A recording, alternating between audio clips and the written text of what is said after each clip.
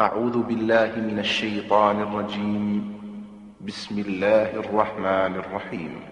الحمد لله رب العالمين الرحمن الرحيم مالك يوم الدين إياك نعبد وإياك نستعين اهدنا الصراط المستقيم صراط الذين أنعمت عليهم غير المغضوب عليهم ولا الضالين.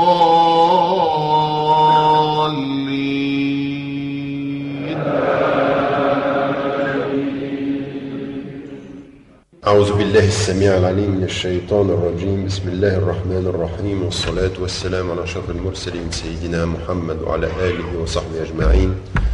ونعوذ بالله من شرور أنفسنا ومن سيئات أعمالنا، من يهدي الله فهو المهتدى ومن يضلل فلن تجد له وليا مرشدا. ونشهد أن لا إله إلا الله وحده لا شريك له، ونشهد أن محمدا عبده ورسوله. السلام عليكم ورحمة الله وبركاته. Bien, je voulais faire deux petites remarques introductive avant de nous lancer directement dans le tafsir, et en même temps après, dans un deuxième temps, sur la question d'actualité. Pour vous rappeler, vous avez reçu le bulletin de présence et vous savez que c'est la quatrième rencontre d'un cours en 4 sessions. La première fois que nous nous étions rencontrés ici à Paris, c'était toute la question du tawhid, de la centralité du rapport à Allah subhanahu wa ta'ala, l'axe même de l'enseignement islamique. Ensuite, il y avait dans le deuxième cours la réflexion sur universalité et diversité, c'est-à-dire le caractère universel du message de l'islam et de ses valeurs, et en même temps l'acceptation de la diversité. Le troisième cours qui continuait cela était le rapport à l'autre, à autrui, aux autres traditions, à la nécessaire compréhension que l'islam nous fait comprendre que le Créateur a voulu la diversité et nous demande de la respecter, non pas simplement de la respecter mais de la connaître, non pas simplement de la connaître, voire même de la nourrir, parce qu'elle est un bien pour chacun. Et ce quatrième cours, il est le prolongement des 3 premiers, à savoir qu'est-ce qui est attendu, quelle est la plénitude du rapport à la foi, du rapport à Dieu et du rapport aux hommes dans la tradition musulmane, raison pour laquelle nous allons nous arrêter sur une petite sourate que pour la plupart d'entre vous, vous connaissez. Elle est courte, mais elle est pleine d'un enseignement sur lequel nous allons nous arrêter maintenant. Donc c'est le 4e cours qui continue cette réflexion-là. Alors pour certains d'entre vous, vous avez entendu seulement le premier, pour d'autres, vous avez pu entendre les autres, soit le deuxième, soit le troisième. Pour d'autres, c'est la première fois que vous venez. Ce n'est pas grave. Pour chacun d'entre vous, vous y trouverez votre compte. Pour ceux qui ont suivi les 3 autres cours, eh bien, ils verront la suite. Pour ceux qui ne sont jamais venus auparavant, ils feront face à un enseignement ou à une réflexion qui est aussi autonome et qui peut se comprendre d'elle-même. La deuxième des choses que je voulais vous dire, c'est que la deuxième partie, elle sera liée à tout le débat qui a cours aujourd'hui autour de la question de la nouvelle question, la question reposée aujourd'hui de notre rapport à la société française, de notre rapport à la loi de 1905, à la laïcité, de notre rapport alors Fouad parlera de la représentativité ou de la représentation des musulmans. Pour ce qui me concerne, je parlerai beaucoup plus directement d'une position de fond que nous devons avoir par rapport à la loi et également par rapport au discours. Vous êtes en train d'assister aujourd'hui, ici en France, à une imposture.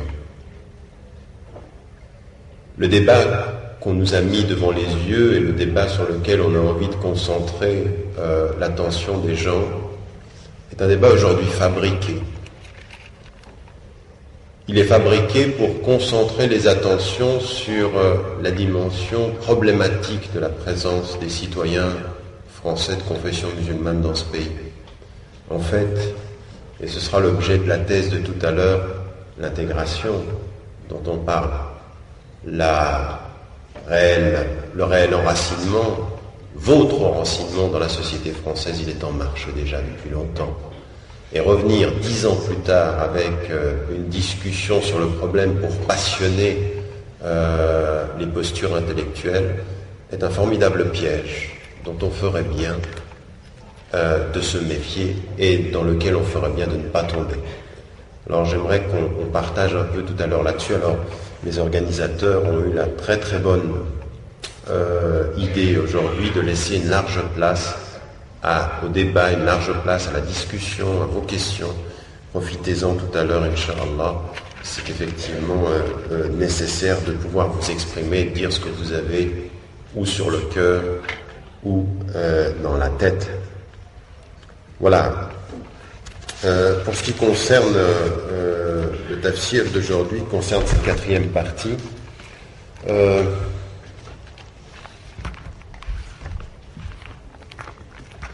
j'aimerais, maintenant on est dans le tafsir proprement dit, j'aimerais faire 3 remarques introductives. Vous le savez, la première période, la période de la révélation mécoise, c'est-à-dire majoritairement les dernières sourates du Coran, mais pas toutes, et majoritairement l'ensemble des sourates, mais pas toutes, parce que parfois il y a des versets qui sont médinois, donc ça c'est un travail technique pour lequel vous êtes moins, vous est moins demandé de vous affairer ou de vous concentrer, si ce n'est que quand vous faites un travail d'approche des sciences, en particulier des sciences du Coran, il faut faire ce travail-là, de savoir de quoi il s'agit. Ici on a une sourate mécoise, sourate al-Ma'un. C'est la numéro pour que vous puissiez le noter puis que vous puissiez y revenir, en l'occurrence, la sourate 107. D'accord ? 7 versets. Et donc, ici, ce que vous avez, c'est une sourate qui a été révélée à la Mecque, donc dans la période d'édification de la foi, d'édification du cœur et d'édification des intelligences. Et vous allez voir que très très vite, dans l'enseignement que Dieu donne aux musulmanes et aux musulmans, il y a fondamentalement le lien avec Dieu, bien sûr, ça c'est omniprésent, mais il y a fondamentalement également une façon d'être avec les hommes. Une façon d'être avec les hommes est une façon de rendre la foi visible. Parce que la foi, d'ailleurs dans toutes les traditions religieuse, et en particulier en islam, elle est visible. Mais on va voir comment. Elle ne s'affiche pas, elle s'exprime. Vous avez 2 façons de rendre une chose visible. L'afficher comme une pancarte publicitaire ou l'exprimer comme une vie quotidienne. Elle est visible au sens où elle s'exprime dans la vie quotidienne, elle se voit dans les gestes. En d'autres termes, elle est visible par le témoignage, elle n'est pas visible par l'étiquette, au sens où simplement j'ai l'étiquette de musulman, il faut que ça se voit par ma différence. Elle ne s'exprime pas par la différence, elle s'exprime par la distinction. Faites la différence au mot que j'emploie. La différence c'est « je te montre qui je suis en te montrant que je ne te ressemble pas ». La distinction c'est « je te montre qui je suis en te montrant ce que ma foi fait de moi ». C'est pas par rapport à toi que je décide, c'est par rapport à moi. Je te montre qui je suis par rapport à ce que la foi fait de moi. C'est différent de dire je te montre qui je suis en te montrant que je ne suis pas toi. La deuxième attitude, c'est l'attitude de complexer. Je te montre qui je suis en montrant que je ne suis pas toi. Donc c'est dans ma différence que je me fais. Ça, c'est le complexé ou le colonisé fonctionne comme ça. Mais je te montre qui je suis en te montrant ce que mes valeurs font de moi, c'est différent. C'est moi qui décide à partir de ce en quoi je crois. Oui, vous voyez la différence? Et c'est ça la démarche de la distinction. Il faut rentrer dans les hadiths du prophète avec cette compréhension-là. C'est-à-dire une foi qui rend digne par elle-même et non pas une foi qui rend digne dans la différence. Mais par elle-même, on verra la différence. Vous comprenez? Alors, je ne commence pas par te montrer que je suis différent de toi. J'essaye d'être d'accord avec moi-même et tu verras la différence avec toi. Par moi-même, par l'intérieur. Non pas dans une démarche d'orgueil, mais dans une démarche d'humilité, bien sûr, puisque le but, c'est de comprendre notre rapport d'adhésion à Dieu, notre rapport de soumission à sa volonté, mais de liberté vis-à-vis des hommes. Donc ici, vous avez une démarche très importante, c'est qu'on commence l'enseignement islamique. Allah subhanahu wa ta'ala commence à enseigner aux consciences que c'est que de porter la foi. Et au moment où il commence ceci, il met et le lien avec Dieu et une certaine façon d'être avec les hommes. C'est le point 1. La deuxième des choses, qui est également déterminante, c'est la construction de la sourate. Et c'est assez étonnant, la sourate, c'est-à-dire le chapitre ici. La construction est tout à fait particulière. En fait, vous allez vous rendre compte qu'on commence par le visible et on va vers l'invisible. C'est-à-dire, on commence par ce que l'on voit et on va vers ce que personne ne voit et que Dieu seul sait. Donc, Allah subhanahu wa ta'ala, il a une méthode, c'est l'éducateur par excellence, avec un grand E. Il prend les hommes et il les transforme. C'est-à-dire, c'est lui qui change les cœurs. Mais il ne change pas les cœurs en parlant directement au cœur toujours. Parfois, il change les cœurs en parlant de tout ce que les hommes vont voir pour en venir à ton cœur. Et ça, c'est aussi une démarche pédagogique qu'il faut comprendre. C'est-à-dire que, finalement, il va nous parler ici de comment nous sommes vis-à-vis des hommes, c'est-à-dire qu'est-ce que les hommes voient de nous et qu'est-ce que Dieu sait de nous. Et ce qu'il sait de nous rendra sincère ce que les gens voient de nous. Parce qu'il se peut que les gens voient de nous ce que Dieu ne sait pas de nous. Et alors vient là la démarche de l'hypocrite. Et le munafiq, il montre quelque chose et Dieu sait autre chose. En d'autres termes, concrètement, il n'y a pas un d'entre nous ici dans cette salle, nous tous dans cette salle, qui n'ayons pas un petit choyeur d'hypocrisie. Tous. Bienvenue au club. Vous êtes y rentrés sincères, vous allez être conscient de votre propre hypocrisie. Et n'y voyez pas là l'ombre d'une insulte, ce n'est que vérité, puisque Omar lui-même craignait cela. À son niveau de proximité avec le prophète, dès matin, il se posait la question de savoir quel était, s'il y avait autour de lui le parfum, c'est-à-dire le parfum de l'hypocrisie. Donc nous sommes tous, de ce point de vue-là, à essayer de lutter pour le diminuer son poids et augmenter notre sincérité. C'est le djihad de la sincérité. Un vrai djihad, au sens de l'effort de la sincérité. La sincérité, ce n'était pas un état qu'on est tombé dedans comme la soupe quand on était petit. C'est un vrai travail. On travaille sa sincérité en questionnant ses intentions. Et c'est une des dimensions de cette sourate. Dernier élément, elle trace aussi la voie d'un horizon, d'un véritable horizon. C'est-à-dire en nous expliquant cette sourate que c'est par le travail sur notre façon d'être avec les hommes que nous augmentons, que nous rendons de meilleure qualité notre relation avec Dieu. Et c'est une meilleure qualité de notre relation avec Dieu qui nous transforme dans notre relation avec les hommes. C'est un mouvement qui va dans les deux sens.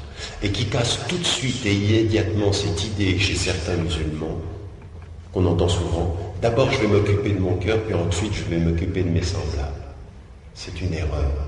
Occupe-toi de tes semblables, c'est t'occuper de ton cœur, et t'occuper de ton cœur, c'est t'occuper de tes semblables. En d'autres termes, si vous avez un frère ou une sœur en islam ou en fraternité, au nom de la fraternité qu'il vous porte, vous pouvez lui poser la question de savoir s'il s'occupe de ton cœur. Vous pouvez aller vers quelqu'un et lui dire « Est-ce que tu t'occupes de ton cœur ?» Il dit « Oui, pourquoi ?» Parce que j'aimerais savoir si tu vas bien t'occuper de moi. Comme tu t'occupes de toi, tu t'occupes de moi. Et si tu ne t'occupes pas de toi, ça veut dire que tu vas mal t'occuper de moi. Donc j'ai des droits sur toi et sur moi. sur toi pour savoir comment tu t'occupes de toi. Vous n'avez jamais remarqué, toute personne qui s'occupe mal de son état intérieur ne peut pas s'intéresser à l'état de l'autre. On n'est jamais autant attentif à l'autre que quand on est attentif à soi. Donc ça, ce sont des choses qui sont très importantes. La qualité de notre relation à nous-mêmes va déterminer la qualité de la relation qu'on a à l'autre. Et on le sait. Mais il faut le dire. Inch'Allah. Alors prenons, si vous voulez, la sourate 107. Alors, elle s'appelle Maroun. Il y a un problème avec cela. Vous avez 8 traductions ou compréhensions différentes parmi les savants, au moins en arabe déjà. D'accord? Pour certains savants, c'est Zeket, c'est-à-dire c'est un des noms de quoi? De l'aumône ou la taxe sociale purificatrice. Un des noms. Pour d'autres, c'est tout ce qui est de l'ordre de l'ustensile ou du moyen de faire le bien. Le manfa, c'est-à-dire qu'est-ce qui va aider à faire le bien parmi les hommes. Donc, tout ce qui va être un moyen du bien. Alors après, vous avez différentes compréhensions que certains ont. Et puis pour d'autres, c'est la dimension de ce qui va permettre la solidarité. C'est-à-dire ce qui va permettre d'être solidaire. Donc, faire du bien ou être solidaire, c'est pas tout à fait pareil. Oui. Ou alors la zakat. Mais si vous regardez, la zakat, c'est l'obligation de faire le bien. Et le manfa, c'est le bien commun. Et le mu'awana, c'est la solidarité dans le bien. Dans tous les cas, vous avez quand même une idée centrale, c'est l'outil du bien en devoir ou en volonté. Par devoir, parce que la zakat est un devoir, ou par volonté, parce que vous le faites de cœur. D'accord? Donc vous avez, si vous voulez, différentes interprétations. Et comme l'a dit un certain nombre de savants, et que résume assez bien Ibn Kathir dans son tafsir, c'est-à-dire son pilier c'est la zakat, au sens où on comprend que c'est l'obligation du bien, et son horizon c'est l'ensemble des outils qui produisent le bien pour les hommes. D'accord? Pour que vous compreniez que au-delà des 8 lectures ou des 8 définitions, des 8 traductions en arabe, on a quand même le sens de cette dimension de l'outil du bien, en devoir ou par volonté. Vous suivez? Très bien. Donc, on a un élément de définition. On y revient parce que c'est le dernier mot de la sourate. C'est le dernier mot de la sourate. On va y revenir. Et donc ici, avant cela, avant de nous mener à la compréhension de cela, Allah Ta'ala va nous faire cheminer au travers d'une attitude humaine.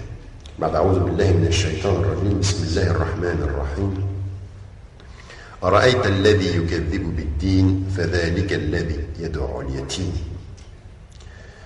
Regardez, traduction ici, n'as-tu pas vu celui qui ment en matière de religion? Et din, c'est bien entendu la dimension religieuse, c'est la dimension du mode de vie, et c'est aussi la dimension de dain, c'est-à-dire d'être en dette vis-à-vis de Dieu. Mais ici, celui qui à l'intérieur de la religion promeut, insuffle, entretient le mensonge. Pas simplement celui qui dit l'islam, ça n'est pas la religion, mais c'est celui qui est musulman et qui à l'intérieur entretient un certain mensonge sur la religion. En d'autres termes, dire islam et ne pas vivre complètement au sens profond de ce que c'est que l'islam. Mentir à l'intérieur. En d'autres termes, vous allez avoir des gens, et Dieu sait si vous le voyez, nous sommes dans cette ère-là, d'énormément de gens aujourd'hui qui sur la place publique parlent de la religion, mais ils parlent de religion sans religion. Ils parlent d'islam sans islam, d'un islam sans substance, d'un islam à plaire à ceux qui aimeraient un islam à leur façon. Est-ce que vous connaissez tout cela, et vous savez que le premier mot que vous utilisez, parfois même sans beaucoup de circonspection et sans beaucoup de prudence, c'est le mot hypocrite. Mais vous savez que l'hypocrisie existe, et vous savez que certains parlent de la religion sans en parler. Là, ce moment-là, il dit « Et ça commence par une question. N'as-tu point vu, ne vois-tu pas ceux qui mentent en matière de religion? En d'autres termes, affiliés à l'islam, musulmans en apparence, fondamentalement attachés peut-être, ou pas fondamentalement, en tout cas apparemment attachés à leur religion, et pourtant dans leur attitude il y a mensonge. Alors comprenez bien, parce que ça c'est très important. Vous voyez, vous passez souvent sur des versets comme ça. Allah Ta'ala, quand il vous dit, il est en train d'éduquer une communauté, il commence à venir à l'islam. Ils sont en train de comprendre leur religion. Qu'est-ce qu'il y a de plus pédagogique et de plus éducatif de dire, attention, parmi ceux qui viennent à la religion et qui te parlent de l'islam, il y a ceux qui sont tout de vérité et ceux qui sont apparemment vérité et dans le fond mensonge, qui peuvent aller mentir sur la religion par leur attitude. En voulant mettre en évidence la dimension du mensonge dans l'appartenance, dans l'expression, il va nous donner l'essence de la vérité du message. D'accord ? Plus il nous amène à l'intérieur, c'est-à-dire en nous parlant de ceux qui vont justement avoir quelque chose qui est de l'ordre de la contre-vérité, ou même de la contrefaçon, il va nous dire, voilà, là où vous devez aller. L'essence de votre religion, elle est là. Oui ? C'est finalement séparer la mauvaise apparence de la profonde vérité. Donc c'est vraiment cette dimension qui va être l'essence. Alors, quels sont ceux justement qui en matière de religion peuvent apparemment en être et de le fond ne pas en être? Ben regardez, 80%, si ce n'est 90%, si ce n'est 95% d'entre nous auraient été fouillés dans le cœur. Comment puis-je savoir que tu peux dire que tu es d'une religion ou que tu as des convictions, puis dans le fond tu mens? Je vais aller chercher dans ton cœur. Ben non. Ici, ce sont des signes tout à fait visibles. C'est visible, le fait qu'il y a déjà quelque chose qui ne va pas. Quand tu dis dire Dieu, la ilaha illallah, et qu'est-ce qu'on va voir tout de suite dans ton comportement? Eh bien, écoutez. فذلك الذي يدع اليتيم ولا يحض على طعام المسكين. Quelle est la caractéristique de ceux qui mentent en matière de religion? Deux principales caractéristiques, elles ne sont absolument pas cachées. Elles ne sont pas cachées, elles sont visibles. Comme ta foi est visible, tes propres mensonges peuvent l'être. Eh bien, regardez, qu'est-ce que c'est? Celui, qu'est-ce qu'il fait avec l'orphelin? Il l'écarte. Il écarte l'orphelin. Et dans le deuxième cas, et qui n'encourage pas à nourrir, au sens où il ne se préoccupe pas du destin du pauvre. Arrêtons-nous sur ces deux premiers versets. Parce qu'alors, immédiatement ici, ce que l'on a, c'est un enseignement majeur. J'y arriverai. Voilà. Première des choses, ceux qui en matière de rapport à Dieu, à l'islam, manifestent des dimensions de contre-vérité, de contrefaçon, tu les vois à quoi? Tu les vois à une première, ils écartent l'orphelin. À la deuxième, ils ne poussent pas à nourrir le pauvre. Nous sommes au début de la révélation, nous sommes à la période mécroise. Et Dieu est en train d'enseigner aux hommes et aux femmes à dire Dieu, à dire la ilaha illallah. Et immédiatement, il lie la qualité de ta relation à Dieu à ta qualité de relation aux pauvres et aux nécessiteux, aux orphelins. Les premiers dont il parle, ce sont les orphelins. Qu'est-ce que c'est qu'un orphelin? Un orphelin, c'est un être qui a perdu soit son père, soit sa mère, soit son père, soit les deux, et qui, d'une certaine façon, par rapport à l'ordre des hommes, est dans une situation de fragilité. Il n'est pas attaché à une filiation. Il est laissé pour compte de la filiation. Dans notre relation à Dieu, qu'est-ce qu'il y a? Il y a la filiation fondamentale. Huwa Rahman. Et dans Rahman, il y a Rahim. Il y a le lien avec celui qui nous crée. Il y a lui, puis il y a tes parents, puis il y a toi. Et il y a des êtres humains dans cette société-là. Dieu leur a enlevé leurs parents. Et maintenant, il y a toi par rapport à eux. Et le principal exemple, quel a été l'exemple? C'est le prophète alayhi salam, orphelin. Orphelin, c'est-à-dire, il est vivant par Dieu, mais il n'est pas porté par une famille devant Dieu. Et donc sa famille, c'est la famille des croyants. Et la première des choses qui va être le signe de ta relation à Dieu, c'est ta qualité de celui qui n'a pas de famille. Un des signes d'une foi profonde en Dieu, c'est le souci de l'homme en Dieu. Et le deuxième, c'est le pauvre. Ala ta'am al-miskin, la nourriture du pauvre. Vous savez, des fois, on est en face de frères et de sœurs qui ont atteint un degré de savoir en islam. Alors ils peuvent vous citer des hadiths, ils peuvent vous citer... Moi, je suis sidéré de voir dans cette communauté le passage entre l'amour de la science à l'idolâtrie du savoir. Aimer la science pour servir Dieu et non pas idolâtrer le savoir pour devenir savant. On est des amoureux des titres. Le titre sert la communauté, c'est pas la communauté qui sert les titres. Là, je viens de recevoir un mail là, sur Internet, on m'a dit, va voir sur ce site, je suis tombé sur un site, 6 pages, mais les gens perdent leur temps.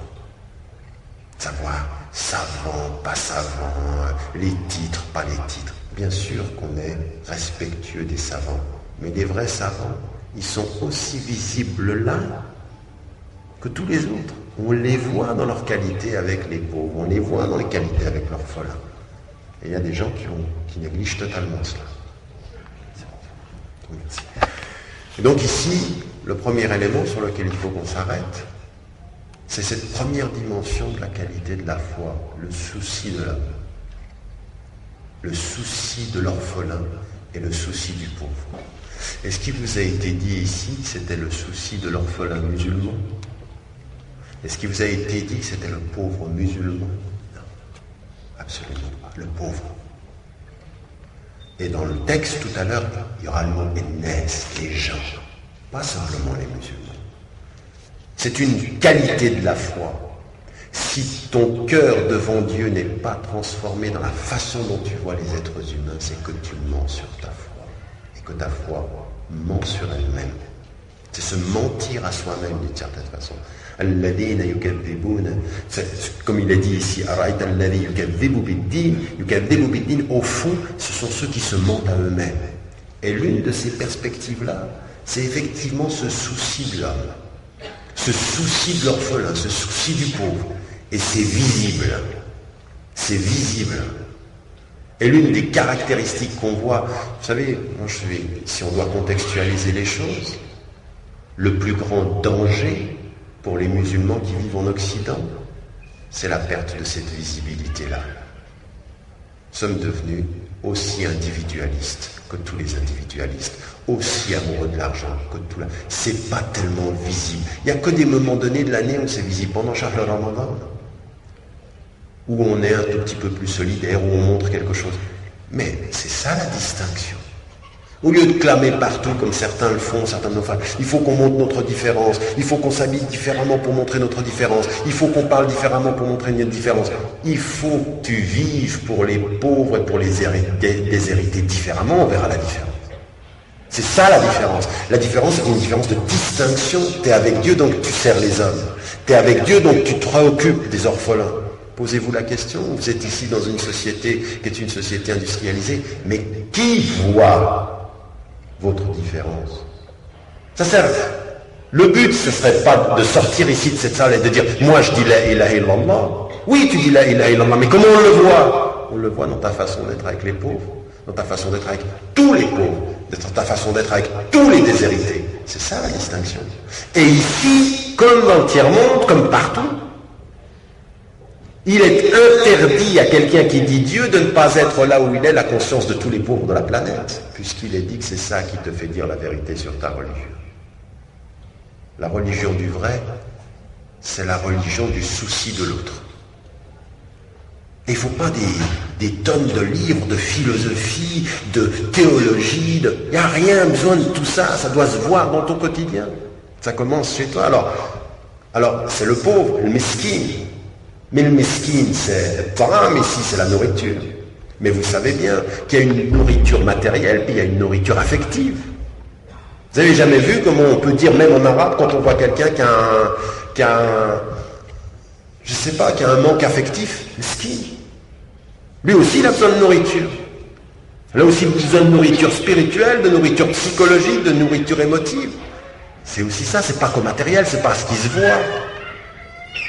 Raison pour laquelle, ils donnent de ce que nous leur avons donné, c'est à tous les niveaux, c'est global, c'est émotif, c'est affectif, c'est tendre, c'est de la tendresse, c'est du temps, c'est de l'argent, c'est ce souci-là de l'autre.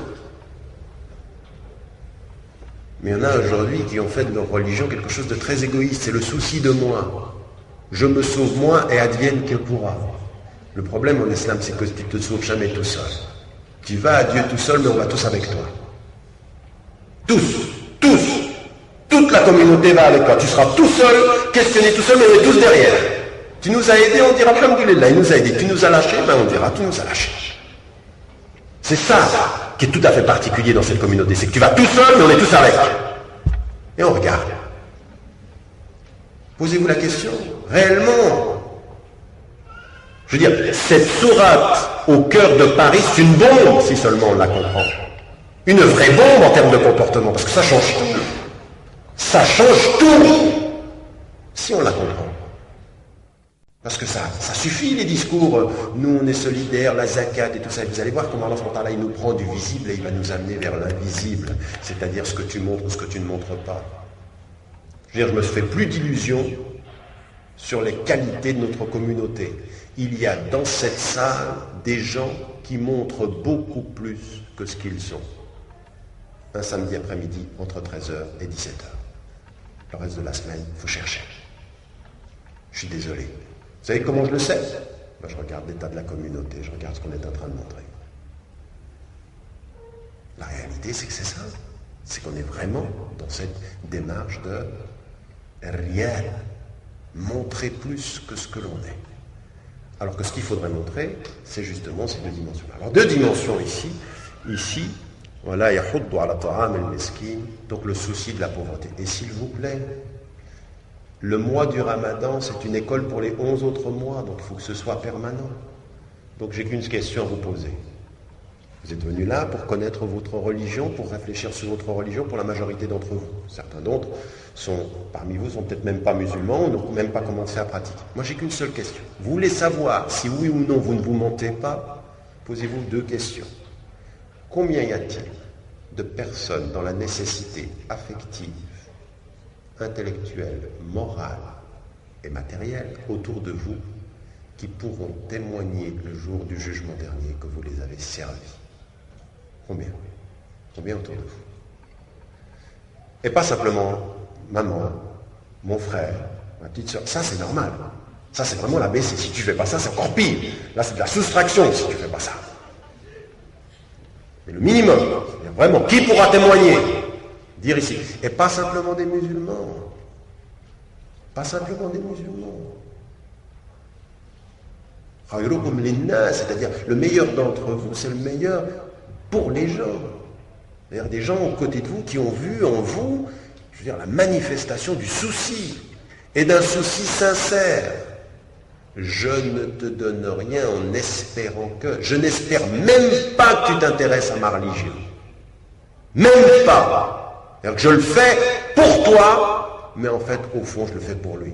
Toi, tu le vois pour toi, et moi, je le fais pour lui. Il donne de la nourriture pour son amour à lui. Voilà, on veut de vous ni remerciement, ni récompense. C'est tout. C'est cette dimension-là qui est vraiment le vrai paramètre de la sincérité. Donc deux éléments. Posez-vous la question de savoir qui, dans votre communauté, qui, dans votre collectivité humaine, pourra témoigner dans ce sens-là, qui soit vraiment le service de l'autre. L'orphelin, c'est-à-dire celui qui n'a pas de repère par la force des choses, pas de famille, et celui qui n'a pas à manger, qui n'a pas de nourriture. Et là, tout de suite, la clé. La clé. Comment se fait-il qu'il puisse y avoir des femmes et des hommes qui disent Dieu, la ilaha illallah, qui disent je suis le prophète, Muhammadun Rasulullah, sallallahu alayhi wa sallam, qui disent ça, et qui en même temps n'aillent pas jusqu'à compléter leur foi, n'aillent pas jusqu'à la vivre dans sa plénitude, n'aillent pas jusqu'à rendre visible dans le témoignage. Mais vous avez bien compris, la visibilité, elle n'est pas dans l'apparence, elle est dans le geste. Elle n'est pas dans la tenue vestimentaire, dans le geste.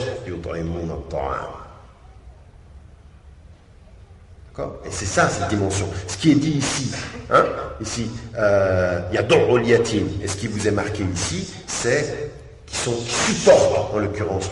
Donc c'est dans le geste, d'une certaine façon, la distinction du geste, pas la distinction du propos ou de l'apparence. Et le geste dit quelque chose de l'état du cœur. Où est la clé ? Alors là, vous avez un très très bon exemple d'un verset que vous ne pouvez pas couper du reste. Oui ? Malheur à ceux qui prient. Vous ne pouvez pas arrêter le verset là. Non mais ça c'est un très très bon exemple. Il y a des versets, vous ne les arrêtez pas là. De dire malheur à ceux qui prient, non. D'accord ? Vous êtes obligé de continuer. Ceux qui dans leur prière sont quoi ? Négligents. C'est ceux-ci qui ont malheur à eux. Alors regardez la clé. Ta négligence vis-à-vis des hommes, on va la retrouver. On va la retrouver dans ta façon de prier. Regardez comment le lien est fait entre ton lien à Dieu et ton lien avec les hommes. La solidarité, le souci des hommes, c'est ton rendez-vous permanent avec les hommes. Où est ton rendez-vous permanent avec Dieu ? C'est la prière. La prière, c'est le rendez-vous que tu as avec Dieu. Et si tu es négligent avec les hommes, si tu cherches bien, on trouvera bien que tu es négligent avec Dieu. Parce qu'on ne peut pas être sérieux avec Dieu et négligent vis-à-vis des hommes. Et l'une des clés de la vie du prophète, c'est ça. C'est une qualité de relation au transcendant et une qualité de relation aux hommes.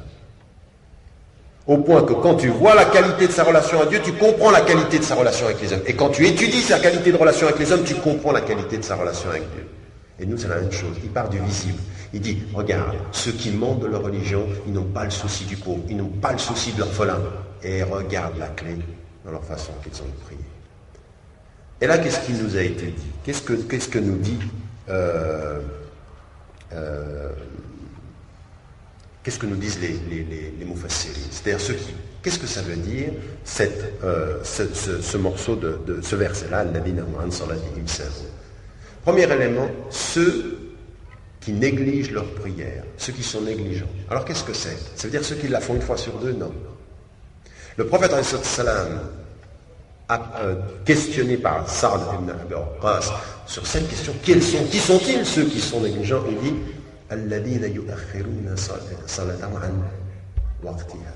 Ceux qui retardent leur prière par rapport à son heure. C'est-à-dire, la négligence, c'est même pas de ne pas faire la prière, c'est que l'heure de la prière vient et on attend. Et dans un autre hadith, il parle jusqu'à ce que ce soit le temps entre les cornes du diable. Et vous savez, c'est ce qu'on appelle waqt al-qaraha, c'est-à-dire le temps où il est le plus détesté de faire la prière à l'asr, c'est-à-dire dans les 20 dernières minutes avant le maghrib, où il faut éviter, il faut la faire plutôt avant. Alors on attend, on néglige, puis on la fait au dernier moment. Le qaraha, c'est-à-dire vraiment les 20 dernières minutes comme ça.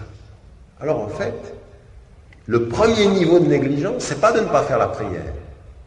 Ce sont ceux qui sont paresseux par rapport à leur prière. C'est-à-dire, vient le temps de la prière, puis ils sont en train de regarder la télévision, ils sont en train d'écouter ce qu'ils écoutent, de lire ce qu'ils lisent, ou de parler avec qui ils parlent, et ils négligent. En d'autres termes, ils ont... Alors, bien entendu, quand il y a des choses sérieuses et puis qu'on est toujours dans le temps de la prière, on le peut, mais ce sont ceux qui ont toujours tendance à négliger le temps, d'accord ? et qui prie tardivement. Premier élément. C'est le premier renseignement que le prophète a pu donner par rapport à ça. Deuxième élément, c'est véritablement au-delà de cette paresse, ce sont ceux qui font une prière puis n'en font pas une autre. Ils sont négligents par rapport à leur prière.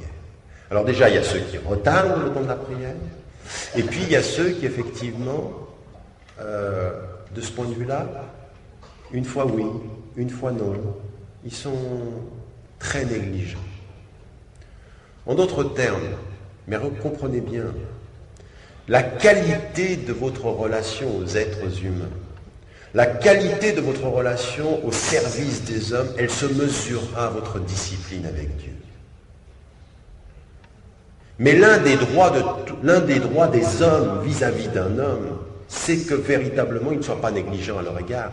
Et finalement, ça en revient à quoi? D'avoir une certaine exigence de soi vis-à-vis de Dieu, de ne pas être négligent de ce point de vue-là. Et c'est vrai.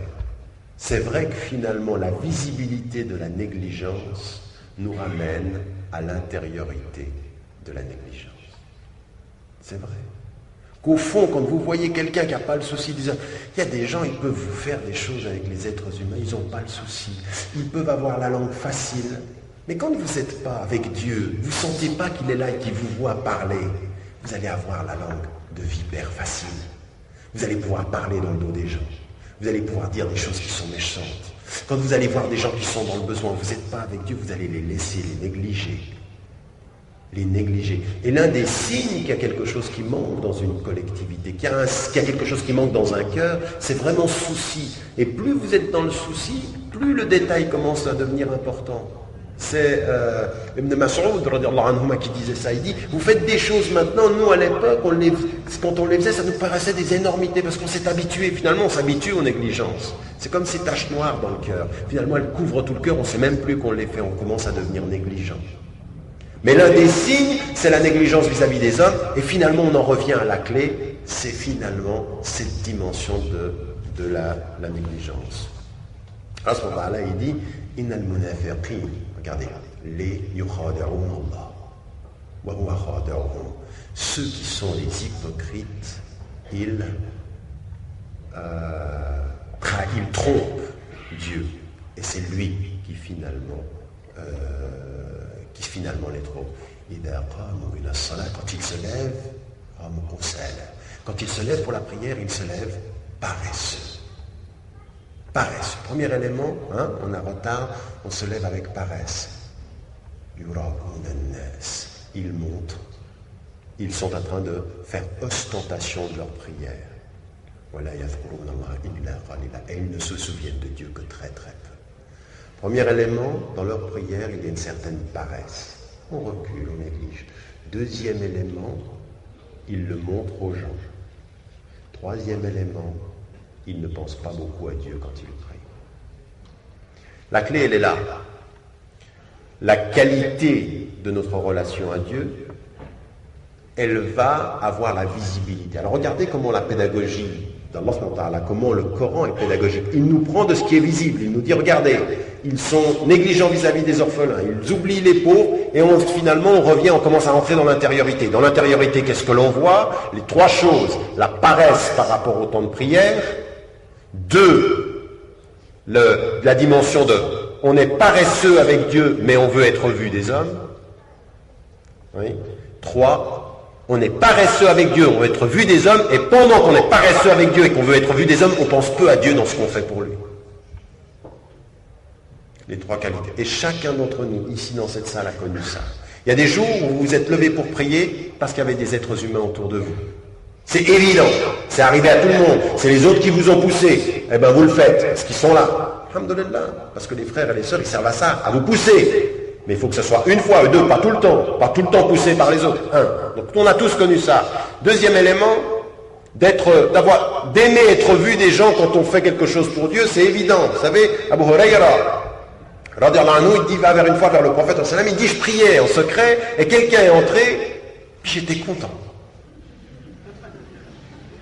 Non mais regardez quelle confiance ils ont vis-à-vis du prophète. Vous vous rendez compte le niveau, la qualité, la confiance qu'ils peuvent avoir pour aller dire ça au prophète Hassan. Vous allez peut-être même pas le dire à l'imam, même pas à votre frère en Dieu, vous allez peut-être même pas lui dire, tu sais, j'étais tout seul là, et le frère rentrait, c'était, alhamdoulilah. J'ai eu un contentement. On le dirait même pas au frère, on dit, qu'est-ce qu'il va penser? Et eux, ils le disent au prophète, assalam. Et vous savez ce qu'il leur dit?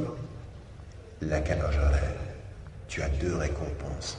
Ajr et sir, c'est-à-dire la récompense du secret, ou ajr et l'alaniyya, le fait que c'est soit visible. Regardez la réponse. Pourquoi? Parce qu'au départ, quand tu étais tout seul, tu voulais le faire sincèrement en secret. Tu t'es pas dit comme certains, je me mets en secret puis je laisse la porte ouverte. Sincèrement, il s'est mis dans le secret. Parce qu'il y en a, ils sont comme ça.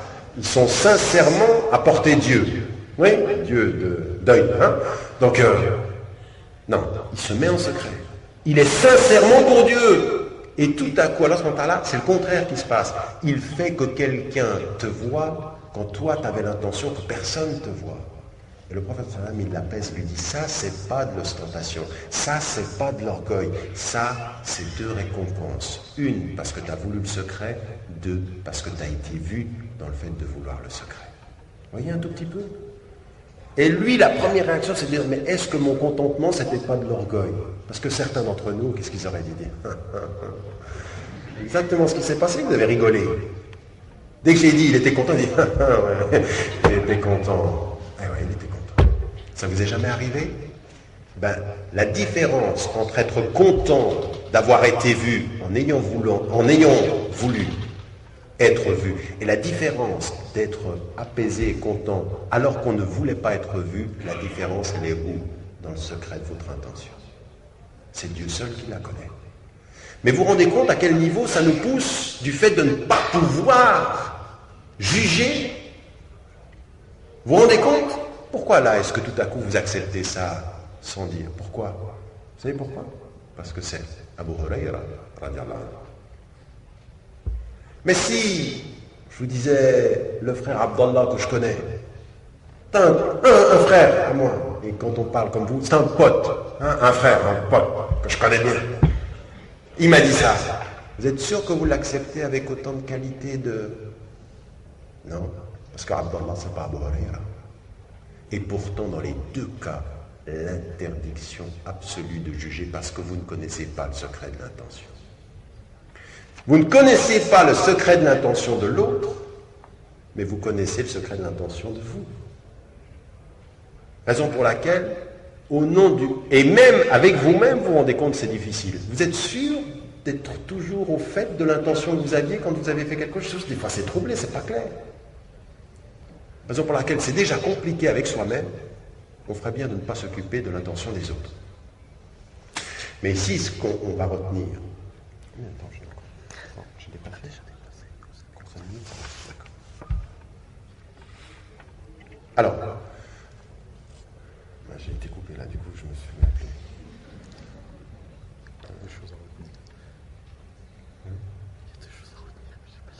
Il y a deux choses à retenir, j'ai dit. Je ne sais pas lesquelles. Je dis ça. Bismillah, ça va me revenir.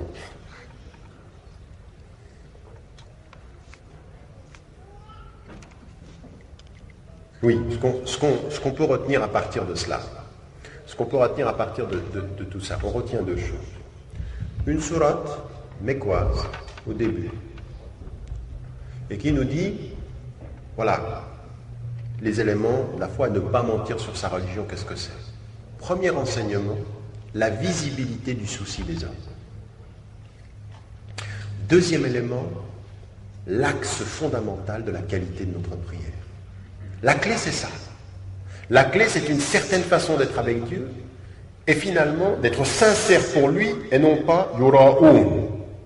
Comme il est dit, « yura'oun an-nas, wa la yadhkuruna illa qalila » et qui ne pense à Dieu que très peu. Donc c'est finalement quelque chose de très très très subtil, très très intime. Quand vous priez, quand vous faites quelque chose pour lui, la qualité de votre souvenir de Dieu, la qualité de votre foi. Encore une fois, ce n'est pas toujours au même niveau. Mais ce travail sur la qualité, il va être un travail sur le service des hommes. Alors comprenez bien, plus vous servez les hommes, mieux vous priez. Et mieux vous priez, mieux vous servez les hommes. Et c'est ça la clé. C'est-à-dire que quand vous sortez de cette salle, et on parle d'ici d'éthique et d'engagement, quand vous sortez de cette salle, il ne faut pas tout le temps rentrer à la maison et dire, bon, maintenant, je vais prendre le Coran, je vais lire le Coran, et puis je vais m'appliquer à une prière sérieuse et stricte. Oui, ça, c'est un des pans de la réponse. Mais à côté de ceci, et il faut le comprendre, ici dans ce pays, il faut absolument que vous ayez tout un pan d'action de bien, de service des gens, quels qu'ils soient. Et je vais vous dire une chose, le service des biens, le fait que des gens vous voient faire le bien, par la force des choses, c'est exactement ce qui s'est passé avec Abu Huraira. Vous êtes sincère pour Dieu, mais ça fait du bien de savoir que les hommes vous voient. Mais sincèrement, vous ne le faites pas pour être vu, mais en plus de ce que vous faites pour lui, les hommes valorisent ce que vous faites.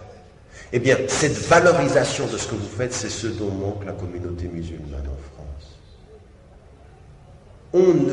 Je veux dire, combien il y a de jeunes qui pratiquent et tout ceci. On a l'impression que pour être un bon musulman, il faut que tu pratiques, tu fasses ta prière, puis que tu sois dans un concours musulman entre les musulmans. Non.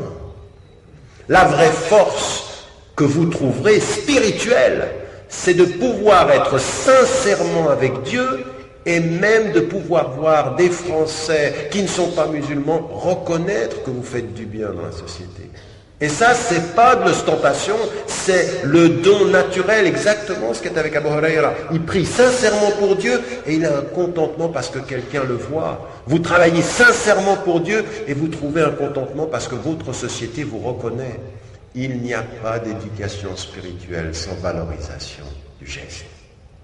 Et tant que vous n'avez pas compris aujourd'hui, dans l'éducation islamique que vous donnez à vos enfants, dans l'éducation islamique que vous donnez dans les mosquées, dans l'éducation islamique que vous donnez partout, si vous n'avez pas compris que ce qu'il faut faire, c'est une éducation sincère pour Dieu, mais vue des hommes, quels qu'ils soient, c'est-à-dire musulmans ou non, vous pensez qu'on va pouvoir augmenter en qualité sans valoriser en termes de société. Et ça n'est pas logique, ça ne marchera jamais. Parce qu'il doit y avoir une visibilité. Donc en d'autres termes, aujourd'hui, il faut que nous revenions à la source vive de notre religion. La source vive de notre religion, c'est qualité avec lui, service avec eux. Et quand vous sortez, vous, d'ici, posez-vous la question, parce que finalement, on commence à... Je veux dire, il y a un degré de passivité, de contentement, de non-travail. Je veux dire, il y a des gens qui sont en train de se perdre dans le travail islamique, ils sont dans les associations, ils sont à gauche, ils sont à droite, ils n'en peuvent plus, ils sont fatigués. Puis il y a une majorité silencieuse de gens qui viennent aux conférences comme vous aujourd'hui et qui ne font pas leur travail, qui ne font pas le minimum du travail. Et encore une fois, ça ne veut pas forcément dire qu'il faut être dans une association islamique, ça ne veut pas dire qu'il faut... Il faut être dans des collectivités qui font du bien. C'est ça, être un instrument de bien, valoriser votre présence dans le bien. Valorisez, distinguez-vous dans le bien, pas dans le vêtement uniquement. Et même si vous allez être distinct dans le vêtement, même si vous allez être distinct dans le geste, même si pendant 1/12 de l'année vous êtes différent de la société majoritaire, mais que ça le soit aussi par cette distinction du bien, de la valeur, du service des hommes. Ça, c'est notre qualité. C'est cela que nous dit une foi complète, c'est celle qui se voit par le bien, être un instrument du bien. Et donc ici, il faut vraiment que chacun se pose la question de ce qu'il fait et de comprendre que c'est les deux. Moi, je vois beaucoup trop de jeunes, ils sont en train d'idolâtrer le savoir, ils se disent, moi je vais apprendre, je vais être un alim, je veux connaître ma religion, et puis ils confondent le fait de connaître leur religion à le fait d'agir. C'est exactement ce qu'on est en train ici, au début de l'éducation des musulmans, lorsqu'on parle là, il dit, il y a les deux. Vis pour Dieu, sers les hommes. Sers les hommes, c'est mieux vivre pour Dieu. C'est ça la foi. C'est ça qu'il faut parvenir à faire. Et donc, ce que j'aimerais vous dire de ce point de vue-là, c'est que vous, dans votre engagement, partant de ces exemples simples, c'est que de comprendre qu'il faut être sincère pour Dieu et de capitaliser le contentement qu'on peut avoir à être reconnu par la société française. Et ce qu'on peut apporter dans cette société-là,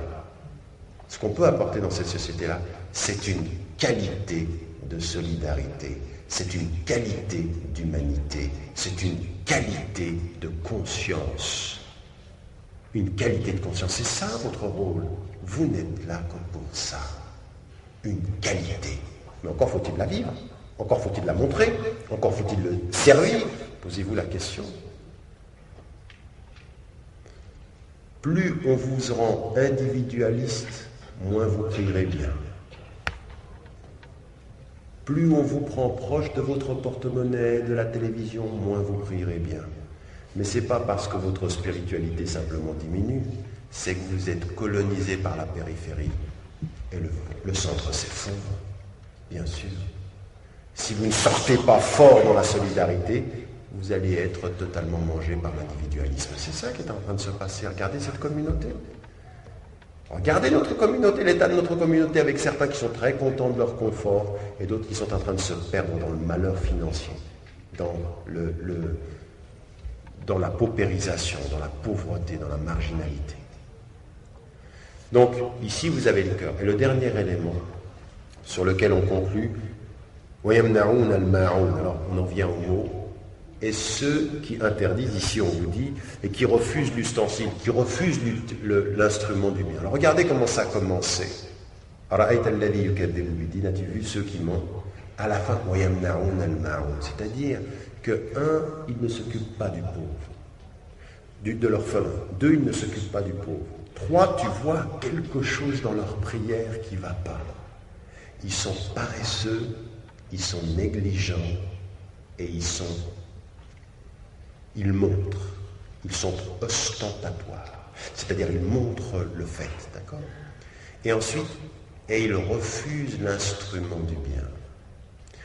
Et si vous prenez la première occurrence, le premier sens, la zakat, vous avez déjà remarqué qu'il y a quelque chose de tout à fait particulier.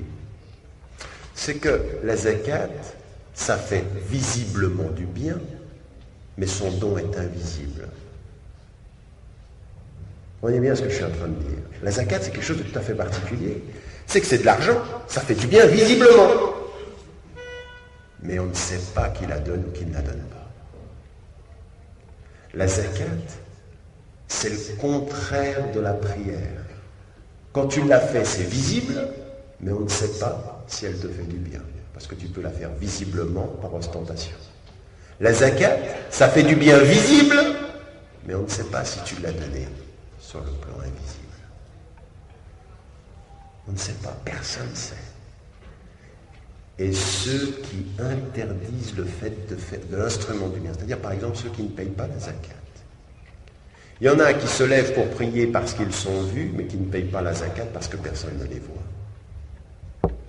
Et le monnaie à faire.